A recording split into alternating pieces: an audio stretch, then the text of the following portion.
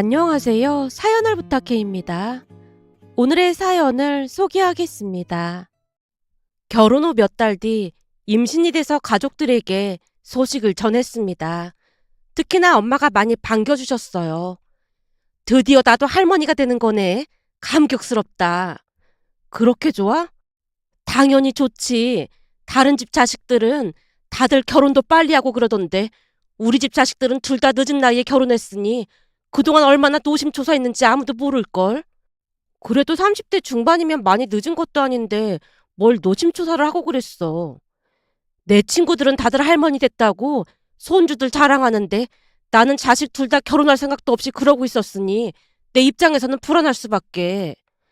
그래도 엄마는 오빠랑 나한테 결혼하라고 닥달하거나 그렇진 않아서 참 고마웠어. 결혼이 닥달한다고 해서 될 일도 아닌데 닥달을 해서 뭐 하겠어. 그나저나 항시 몸 조심하고 이번 주 주말에 집에 와. 엄마가 맛있는 거 해줄 테니까. 근데 뭐 먹고 싶은 건 없어? 그냥 엄마가 해준 잔치국수가 먹고 싶긴 해. 겨우 잔치국수가 먹고 싶단 말이야? 겨우라니 그게 얼마나 맛있는데. 근데 오빠네한테는 말하기 좀 그렇네. 어떻게 해야 할지 모르겠어. 네 새언니 성격에 말 안 했다고 또 난리치지 않겠어. 그러니까 서운해하더라도 말은 해야지. 그럼 엄마가 대신 말해줘. 난 새언니가 영 불편해서 말하기 좀 그렇네. 그래, 그럼 내가 말해놓을게. 라며 엄마와 통화를 마쳤는데요. 오빠는 결혼한 지 2년이 다 되어가고 있었지만 좀처럼 임신이 되지 않았거든요. 오빠와 새언니 둘 다 나이가 많다 보니 걱정이 이만저만이 아니었어요. 그런데 그 와중에 제가 먼저 임신을 하게 돼서 왠지 모르게 눈치가 보였습니다. 그렇게 시간이 지나 주말이 되었고 친정에 갔더니 진수성찬이 차려져 있었습니다. 엄마, 힘들게 뭘 이렇게까지 많이 차렸어. 손주가 생겼는데 힘들 게 뭐가 있어. 음식하는 내내 콧노래가 나와서 아주 행복했어. 엄마한테 이런 행복을 줘서 진짜 고마워. 늘 느끼는 거지만 엄마는 진짜 긍정적인 것 같아. 나도 엄마처럼 긍정적인 엄마가 되도록 노력할 참이야.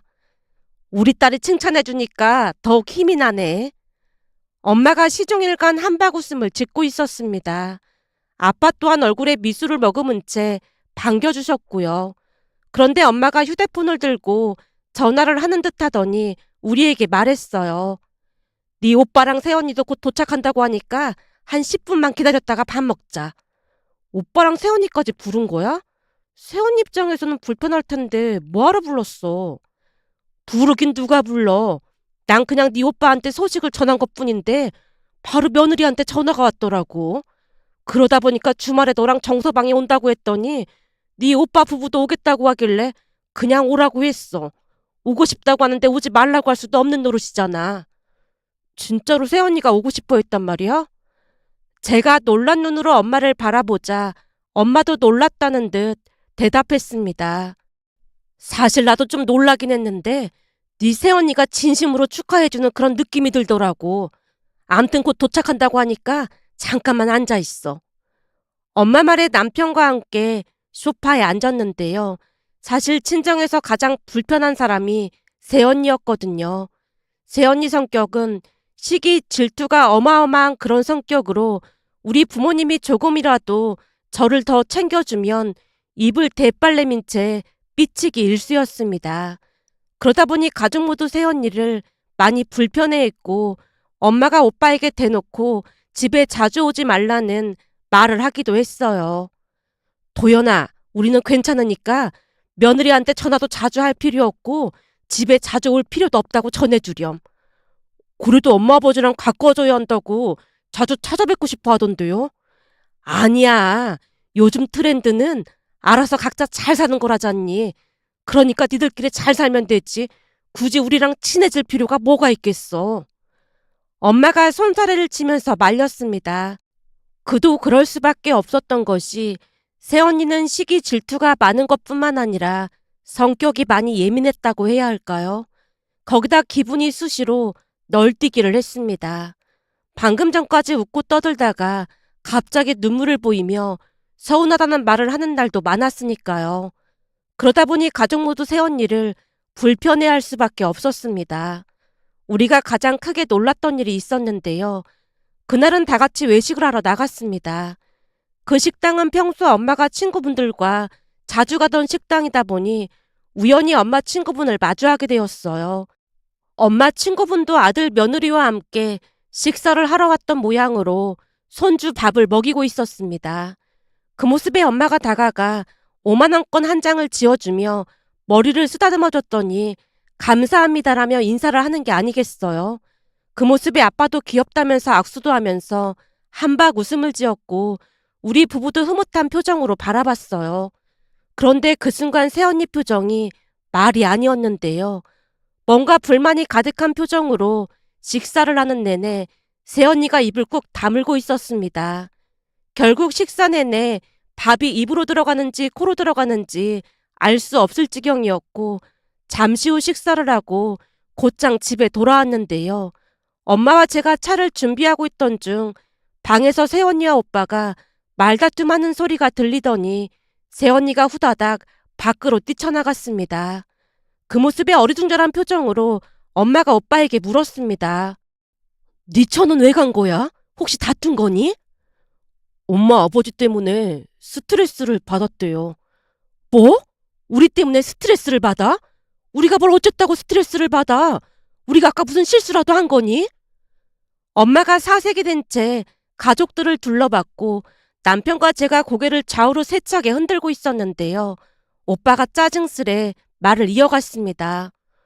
아까 엄마 아버지가 그 엄마 친구분 손주가 예쁘다고 돈도 주고 막 좋아하셨잖아요. 엄마 아버지가 너무 그러시니까 집사람 입장에서는 손주를 빨리 낳으라고 압박하는 기분이 들었대요.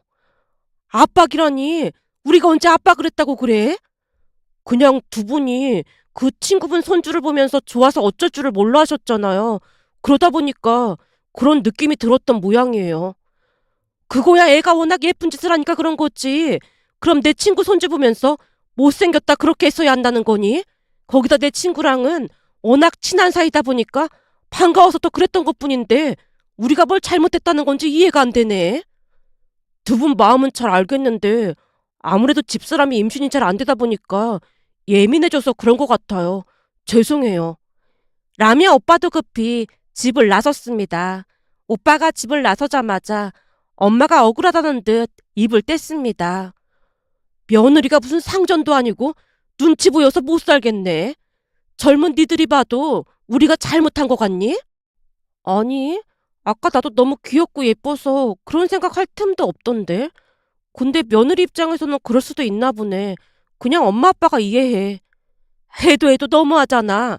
저번에도 말이야. 홈쇼핑에 괜찮은 옷이 하나 나오길래 내가 며느리한테 저거 예쁘지 않니? 그랬거든. 근데 같이 TV를 보다 보면 그럴 수도 있잖아. 그렇지. 나도 시어머님이랑 같이 TV 보다 보면 어머님이 나한테 많이 물어보시긴 해. 그래, 다들 그런다니까. 아무래도 젊은 사람들이 보는 건 어떤지 의견을 물어보고 싶어서 그런 건데 네 새언니가 갑자기 정색을 하더니 방으로 쓱 들어가는 거야. 설마 옷이 어떻냐고 물어봐서 화가 났다는 거야? 말도 마라. 방에서 둘이 싸우는 소리가 들리더니 네 새언니가 먼저 나가더라고. 네 오빠도 인사도 없이 바로 따라 나가길래 다음날 전화해서 물어봤더니 네 오빠 말이 아주 가관도 아니야. 뭐라고 했는데? 라는 제 물음에 엄마가 오빠와의 통화 내용을 말해줬습니다. 도연아, 니들 갑자기 왜 그렇게 나간 거야? 그게 엄마가 집사람한테 옷이 예쁘지 않냐고 물어봤다면서요. 설마 그것 때문에 싸우고 갔단 말이야? 대체 내가 뭘 잘못했다는 거니? 그게 집사람 입장에서는 엄마가 마치 옷이 예쁘니까 사달라는 식으로 얘기를 했다고 했어요. 뭐? 난 그런 말 한 적 없었어. 그냥 집사람은 그렇게 느껴졌대요.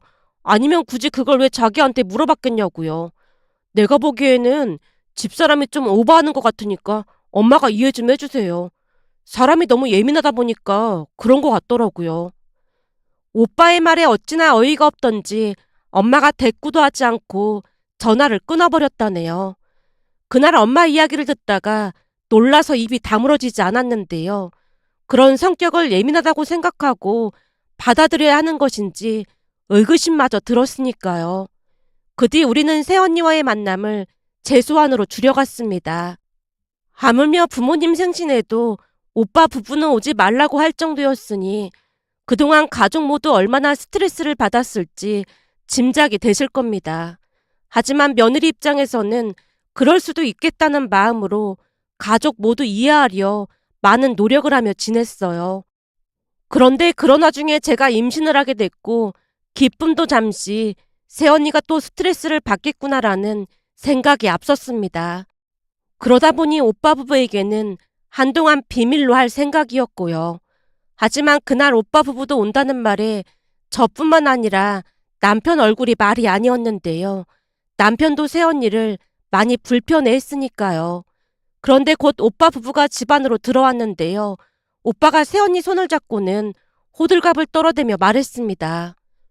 여보, 여기 턱이 있네. 조심해. 알았어.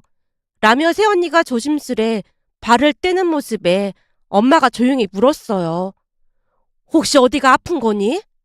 아니요, 아픈 건 아니고 제가 지금 임신 중이어서 조심해야 해서요. 뭐? 임신? 니들 임신한 거니? 네, 참 신기하게도 아가씨랑 같은 시기에 낳을 것 같아요. 새언니가 어깨에 힘까지 주면서 말을 했습니다. 그 모습에 저도 모르게 외쳤어요. 정말요? 너무 축하드려요. 감사해요, 아가씨. 근데 너무 신기한 거 있죠? 우리 둘이 같은 시기에 임신할 줄 누가 알았겠어요? 그러게요. 너무 신기하네요. 암튼 진짜 축하드려요. 제 말에 새언니가 조심스레 소파에 앉으며 말했어요. 어머님, 뱃속에 어머님 손주가 고기가 너무 먹고 싶다고 하거든요. 고기? 네, 한우가 너무 먹고 싶대요. 그래? 그럼 당신이 가서 한우 좀 사와봐. 엄마가 아빠에게 말을 하자 아빠가 겉옷을 챙겨 입고 있는 모습을 보며 남편이 급히 말했습니다. 장인어른, 제가 다녀오겠습니다. 아니야, 내가 다녀오면 되네. 아닙니다. 제가 금방 다녀오겠습니다. 라며 남편이 급히 밖으로 나갔습니다. 그런데 식탁을 둘러보던 새언니가 약간은 놀리듯 말했어요. 아가씨가 국수 먹고 싶다고 했던 거예요? 네, 저는 요즘 들어서 잔치국수가 너무 먹고 싶어서요. 그럼 아가씨는 딸인가 보다. 네? 딸이요? 제가 들어보니까 아들 가지면 고기를 많이 먹고 딸을 가지면 고기보다는 다른 게 땡긴다고 하더라고요. 그러니까 아가씨는 딸인가 보네요. 하긴 첫 딸은 살림 미천이라는 말도 있으니까요. 아, 네. 근데 저는 딸이든 아들이든 별 상관이 없어서요. 새언니 말에 알 수 없는 불쾌감이 느껴졌지만 대수롭지 않게 대답하고 말았는데요. 새언니는 네 자매 중 둘째였기에 아들을 많이 바라는 듯해 보였습니다. 하지만 우리는 정말로 성별은 상관이 없었고 부디 건강했으면 하는 바람뿐이었거든요. 제 말에 새언니가 한껏 비꼬며 다시 말했습니다. 제가 들어보니까 성별은 상관없다고 하는 말 다 거짓말이더라고요. 고모부가 장남인데 당연히 아들이길 바라지 않겠어요? 글쎄요, 우리 어머님은 건강하게만 낳으라고 하셔서요. 그게 다 돌려 말한 건데 아가씨가 눈치가 없어서 잘 이해를 못한 것 같네요. 어머님도 손자가 더 좋죠? 새언니가 기대 가득한 표정으로 엄마를 바라봤는데요. 엄마가 새언니 편을 들어주기를 간절히 바라는 듯해 보였습니다. 그 모습에 엄마가 조용히 입을 뗐어요. 손자도 좋고 손녀도 좋고 난 다 좋다. 그래도 손자가 더 좋으시잖아요. 그렇죠? 그렇지. 손자도 좋긴 하지. 엄마가 억지로 대답을 하자 새언니가 보란 듯이 제게 말했어요. 봤죠, 아가씨? 이게 어머님 실제 마음인 거예요. 아, 예, 그렇네요. 식사를 하던 중 새언니가 엄마에게 물었어요. 어머님, 손주 태어나면 어머님이 봐주실 거죠? 내가? 순간 엄마 눈동자가 심하게 흔들리고 있었는데요. 사실 제 결혼식을 며칠 앞두고 엄마가 제게 말했거든요. 딸, 손주 태어나면 엄마가 봐줄 테니까 회사 계속 다닐 생각해. 엄마는 도중에 교직 생활 그만둔 게 그렇게나 아쉬웠잖니. 하긴 엄마 친구분들 중에 아직도 선생님 하고 계신 분들 많긴 하지? 그러니까 말이야. 나도 그때 안 그만뒀으면 지금도 잘하고 있었을 텐데 아쉽지 뭐야. 그러니까 너는 육아 때문에 회사 그만둘 생각하지 말고 끝까지 다닐 생각해. 요즘은 여자도 직장이 있어야 한다니까. 엄마, 요즘은 육아휴직이란 제도가 있어서 너무 걱정할 필요 없어. 회사 선배들도 육아휴직하고 다들 출근하더라고. 그래도 육아하다 보면 힘든 게 한두 가지가 아닐 거야. 엄마가 도와줄 테니까 회사 쉽게 그만둘 생각하지 말라는 말이야. 그래도 엄마한테 육아를 부탁하는 건 아닌 것 같아. 우리 남매를 이만큼 키웠으니까 엄마도 이제는 편히 살아야 하는데 손주 보느라 또 고생을 해야 하는 거잖아. 우리가 알아서 할 테니까 엄마도 이제는 엄마 인생 살아. 엄마에게 진심 어린 표정으로 말했는데요. 그동안 고생하신 부모님께 육아까지 맡긴다는 건 너무나 가혹하다는 생각이 들었으니까요. 그러다 보니 그날 새언니가 조카를 봐달라는 말에 엄마가 놀랄 수밖에요. 그 누구보다도 새언니를 불편하게 생각하기도 했고 엄마는 제 육아를 도와줄 생각이었기에 엄마가 많이 당황한 채 대답을 못하고 있었는데요. 새언니가 또다시 눈물이 터져나올 듯한 표정으로 말을 했습니다. 어머님, 혹시 아가씨 애기 봐주느라 우리 아들은 안 봐주시려고 하는 거예요? 어? 그게 내가 그동안 지켜보니까 그렇게 되면 고부 갈등도 많고 그렇더구나. 그러다 보니 내 친구들도 다들 알아서 하라고 하는 추세더라고. 어머님, 전 아가씨처럼 좋은 직장도 아니라 출산휴가도 눈치 보면서 잘 못 쓴단 말이에요. 근데 아가씨는 출산휴가도 있고 그렇잖아요. 그러니까 우리 아들을 봐주시는 게 맞는 거죠. 그게 결코 쉬운 일이 아니던데. 좀 생각을 해보자꾸나. 안 돼요. 무조건 우리 아들 봐주셔야 해요. 이 집안 장손이잖아요. 아가씨도 찬성하시는 거죠? 아, 저는 잘 모르겠어요. 하지만 저는 엄마한테 육아를 부탁할 생각은 전혀 없긴 해요. 새언니가 제 말을 자르며 말을 했고 엄마가 난처한 표정을 지었는데요. 새언니가 계속해서 엄마를 압박했습니다. 식사 후 오빠 부부가 돌아가자마자 엄마가 사과를 했습니다. 은혜야, 아까 기분 나빴지? 엄마가 미안해. 아니야, 엄마가 미안할 게 뭐가 있다고 그래. 그 상황에서는 그럴 수밖에 없었잖아. 근데 새언니는 아직 성별이 나온 것도 아닌데 저러다 딸이 나오면 어쩌려고 저러는 건지 모르겠네. 내 말이 그 말이야. 아직 성별도 모르면서 왜 저러는 건지 모르겠다. 아니 요즘 세상에 딸이면 어떻고 아들이면 어때? 나보다 생각이 더 고리타분하다니까.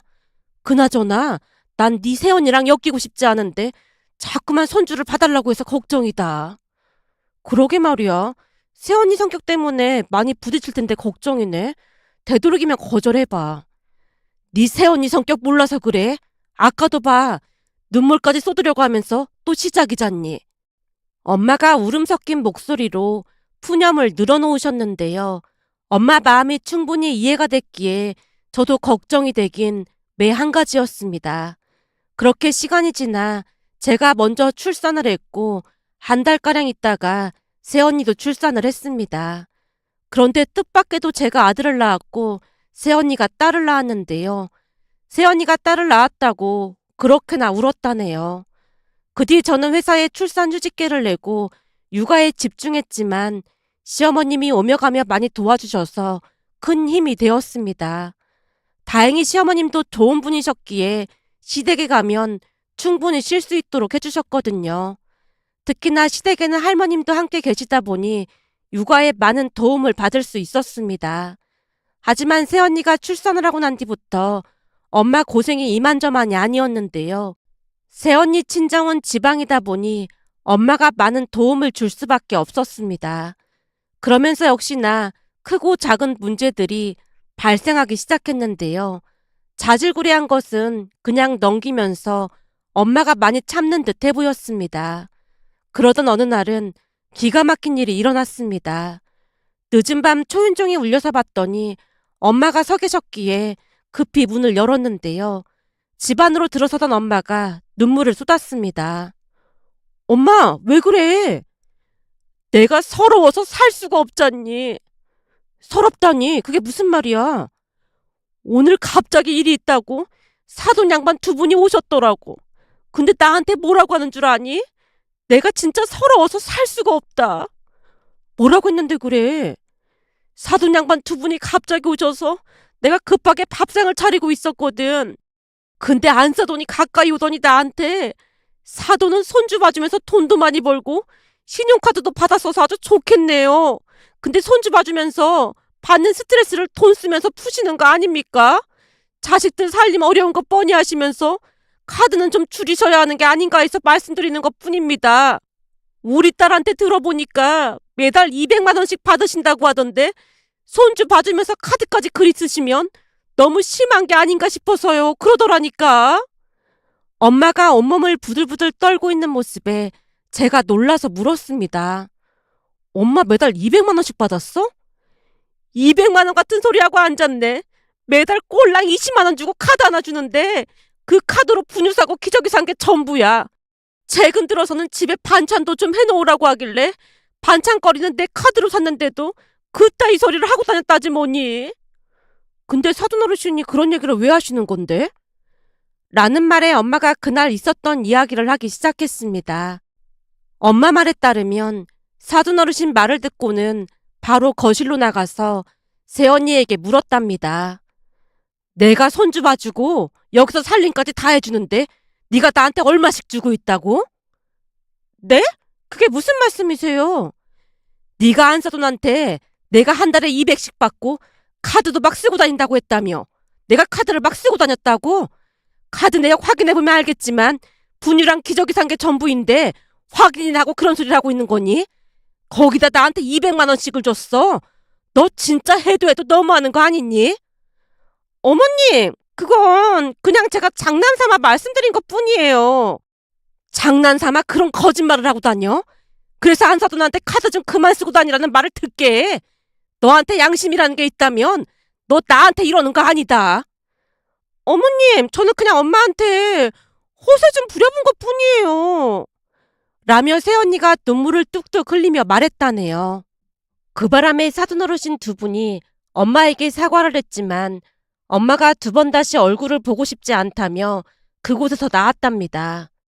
그래서 네 새언니한테 왜 그랬냐고 물었더니 나한테 불만이 쌓여서는 안사돈한테 말도 안 되는 소리를 해가면서 하소연을 했다잖니. 내가 보다 그런 싸가지 없는 인간은 처음이라니까. 그래서 안사돈 어르신은 뭐라고 하셨는데? 네 새언니 등짝을 날리고 완전 난리가 났지 뭐. 그래서 난 그냥 여기로 와버렸잖니. 사실 그동안 네 새언니가 어찌나 개념 없이 행동하던지 그거 다 말하려면 밤을 새야 할 지경이야. 그치만 내 식구니까 난 어디 가서 네 새언니 험담한 적 단 한 번도 없었어. 근데 나한테 어떻게 이럴 수가 있다니? 엄마가 솟구치는 울분을 누르지 못한 채 끝내 울음을 터뜨렸습니다.